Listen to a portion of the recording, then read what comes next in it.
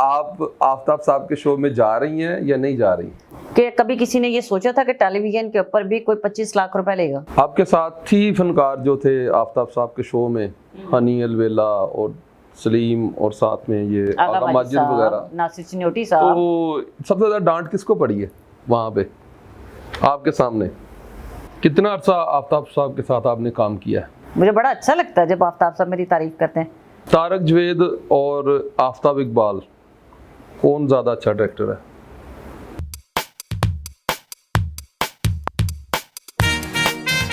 आफ्ताब इकबाल साहब कहते हैं ना तुम्हारी उर्दू बहुत अच्छी है, तो मैंने कहा सर मैं एक तो मैं सूफिया अदबिस्तान और फातिमा जिना से पढ़ी हूँ, और दूसरा मैंने पीटीवी पे काम किया है, तो पीटीवी पे तलफ़ुज़ का बहुत ख्याल किया जाता था।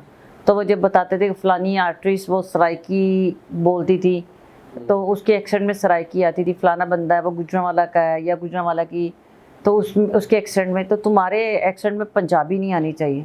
तो ऑफ कोर्स तब मैं बच्ची ही थी, तो फिर उर्दू के हवाले से अल्हम्दुलिल्लाह रब्बिल आलमीन, अल्लाह की रहमत, मुझे बड़ा अच्छा लगता है जब आफ्ताब साहब मेरी तारीफ़ करते हैं। तो ये आफ्ताब साहब के साथ मुलाकात आपकी कौन से शो में हुई है? आफ्ताब इकबाल साहब के साथ मेरी सबसे पहली मुलाकात जो है ना, नसीम विक्की के घर पे हुई। अच्छा। और मैंने उनको सलाम किया। ये जो ओलंपिया स्ट्रीट में घर है उनका? हाँ, अब तो वो चेंज कर गए वहाँ से। नहीं, वो तो चले गए 100 रचना ब्लॉक में 10। मैं कह रहा हूँ वहाँ पे मुलाकात हुई? वहीं उसी घर में मुलाकात हुई, तो वो अंदर बैठ के खाना खा रहे थे, तो मैंने उनको सलाम किया।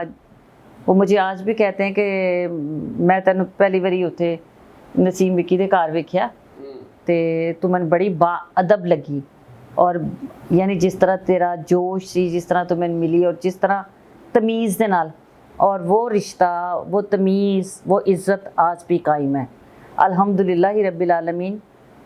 मैं आज भी उनको उतना ही प्यार, उतनी ही रिस्पेक्ट और उतनी ही इज़्ज़त देती हूँ। कितना अर्सा आफ्ताब साहब के साथ आपने काम किया है? 12 साल। 12 साल जी। जो से चैनल उन्होंने छोड़े, आप भी उनके साथ छोड़ती गई हैं?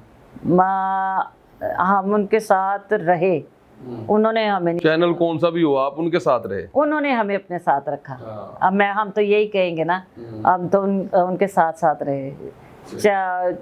जैसे कि हम जियो से निकले, एक्सप्रेस पे आए, एक्सप्रेस पे एक लंबी इनिंग्स खेली, उसके बाद हम लोग आप न्यूज़ पे चले गए, न्यू पे चले गए, यूट्यूब पे चले गए, उसके बाद जहाँ जब तक मैं बीमार नहीं हुई, और मैं वाहिद आर्टिस्ट हूँ मैंने आज तक उनको नहीं छोड़ा। मैंने आज तक आफ्ताब इकबाल से, वो खुद भी कहते हैं, मैंने उन्हें नहीं छोड़ा और ना मैं छोड़ के आई हूँ।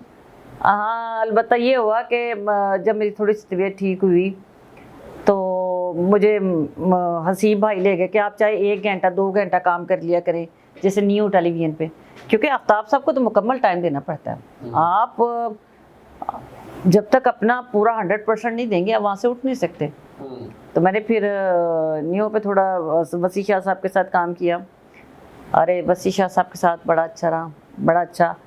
थोड़ा सा शायद ये सुनो टीवी पे मैंने सिर्फ मेरा 2 महीने काम किया है, क्योंकि मैं अब इतना लंबा चौड़ा काम नहीं मैं करती, ना ही मेरे हस्बैंड मुझे इजाज़त देते हैं, और ना ही मेरे हस्बैंड से ज़्यादा मेरी केयर करने वाले मेरे डॉक्टर जावेद सब्ज़वारी इजाज़त देते हैं। वो कहते हैं उतना काम करो जितनी तुम्हारी कैपेसिटी है, जितनी तुम्हारी एनर्जी है, बस इससे ज़्यादा नहीं। तारक जवेद और आफ्ताब इकबाल, कौन ज़्यादा अच्छा डायरेक्टर है?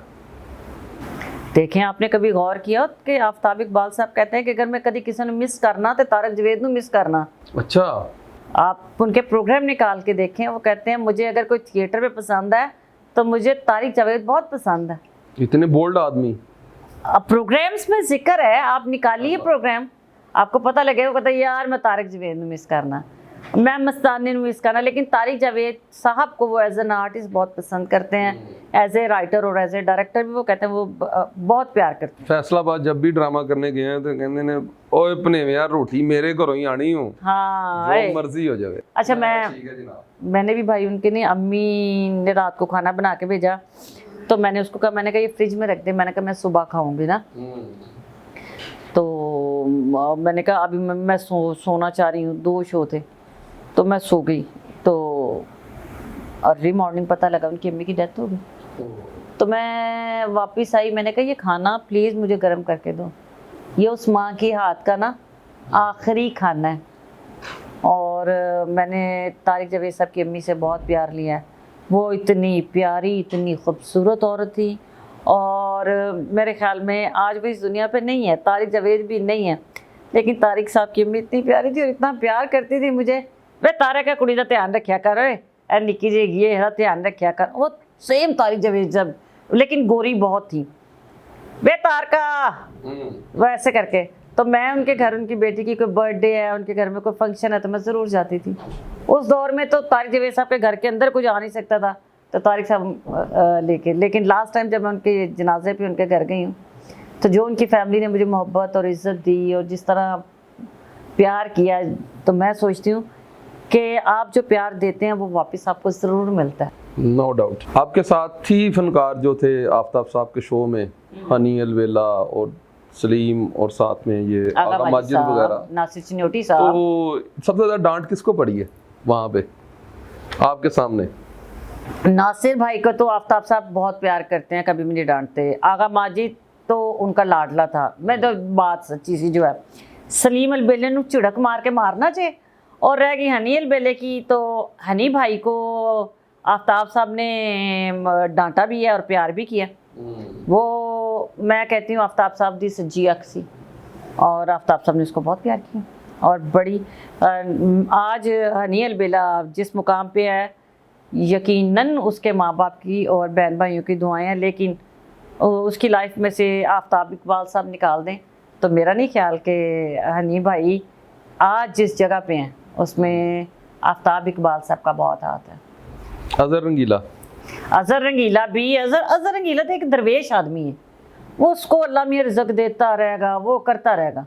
वो एक डिफरेंट आदमी है, वो एक मैं कहती हूँ दरवेश है, और अल्लाह ने उसको घर भी दे दिया, गाड़ी दे दी, बेटा दे दिया। जिदी मैं कहती हूँ अल्लाह ताला ने उस पर रहमत की, और अल्लाह उसको और करम करे परवरदिगार। आप आफ्ताब साहब के शो में जा रही हैं या नहीं जा रही? मेरे बॉस ने जिदों कहणगे उड़दे जावांगे। अच्छा, अभी तो उन्होंने अनाउंस कर दिया? जिदों उन्होंने कहता ते उन्होंने कई गल कदी पत्थर ते लकीर होए, वो कहणगे ते उड़दे जावांगे जिदों कहणगे। अल्लाह ने मैंने सेहत भी तो देखनी है ना। जी बिल्कुल। मैं मुझे अभी आफ्ताब साहब कहते हैं रूबी 12 बजे तेरी फ्लाइट है, मैं चल जाएंगे। लेकिन आप ये देखें कि इसका नाम क्या है, मैं अपने रिश्तों को मैं कभी भी अपनी सेहत से ज़्यादा भी नहीं समझती। वो मुझे कहेंगे, और उन्होंने कहा, उन्होंने प्रोग्राम में मेरा नाम लिया, मेरी तस्वीर आई, मेरा जिक्र करते हैं, मुझसे बात हुई, तो इसका क्या मतलब हुआ कि वो मुझे प्यार करते हैं, मुझे अपने बच्चों की तरह प्यार करते हैं। मैं कोई एड्डी छोटी जी नहीं हैगी, लेकिन मुझे प्यार करते हैं, और मैं हमेशा उनको दिल से मोहब्बत करती हूँ। और थिएटर के फनकारों को इज्जत, पैसा, ये बहुत कुछ उन्होंने दिया है। ठीक है, उनमें तमाम बहुत से लोग हैं जो अपनी अपनी सोचें रखते होंगे, लेकिन मैं ये सोचती हूँ कि कभी किसी ने ये सोचा था कि टेलीविजन के ऊपर भी कोई 25 लाख रुपए लेगा महीने दा? कोई भी, मतलब मैं अपनी गल नहीं कर रही, मैं तो शायद लेनी होवां कोई 40-50 हज़ार रुपया, ते ओ ਜਿਹੜੇ लोग ਲੈਂਦੇ ਨੇ, ਤੁਸੀਂ ਇਹ ਸੋਚੋ कि उन्होंने अल्लाह का शुक्र करना चाहिए कि ए रेट्स आफ्ताब इकबाल नहीं बनाए ने।